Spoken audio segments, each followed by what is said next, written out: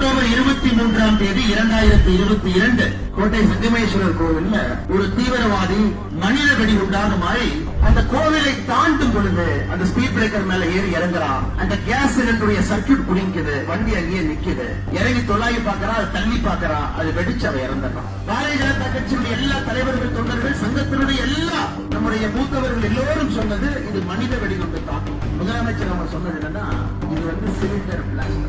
அதன் பிறகு நடந்தது எதுவுமே நமக்கு தெரியாது. இந்த திட்டத்தை எங்க தீட்டுறாங்கன்னா பிப்ரவரி 7 2022 சத்தியமங்கலம் காட்டுல உமர் ஃபரூக் அப்படிங்கிற தலைமையில 8 பேர் சேர்ந்து ஒரு சத்திய பிரமாணம் எடுத்துக் கொள்கிறார். உமர் ஃபரூக் சத்தியமங்கலம் காட்டினுடைய இந்த ஃபக்கீர் என்று சொல்லக்கூடிய இந்துக்கள் அவங்க இந்த காடு விடுதலை பெற்று விட்டது, நம்முடைய ஏரியாது, நம்முடைய இலாக்கா. இதனுடைய தலைவராக அந்த 8 பேர் சேர்ந்து உமர் ஃபரூக் அமீர் என்று அறிவிக்கின்றார். பிப்ரவரி 7 2022 இந்த காவல்துறை நண்பர்கள் நல்லா கேட்டேன். பிஜேபி காரர் ரோட்ல ஒரு ப்ரொடெஸ்ட் பண்ணும்போது நாய துரத்துற மாதிரி துரத்துறீங்கல்ல. அதன் பிறகு உமர் ஃபரூக் இந்த முபீன கொடுக்கிறான்.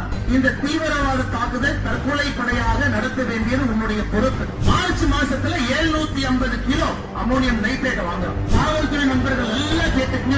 ஏன்னா உங்களுடைய டிஜிபி அவர்கள் தமிழக பாரதிய ஜனதா கட்சியுடைய அறிக்கைக்கு என்ன சொன்னாருன்னா ஒரு சிலிண்டர் வெடிப்பு வந்து நீங்க அரசியல் பண்றீங்க.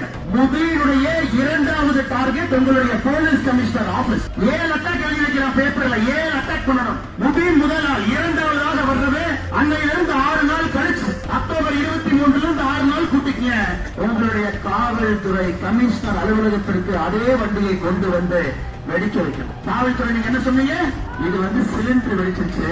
முதலமைச்சர் சொல்றாரு கிளிப்புள்ளை மாதிரி. ஃபர்ஸ்ட் நீங்க செத்து போயிருப்பீங்க சார், நாங்க செத்துக்க மாட்டேன். 2வது காப்பி போட்டுட்டு வீரமாக யாரு இங்க நிக்கிறீங்களோ நான் சொல்றத நல்லா எழுதி வச்சுக்கோங்க.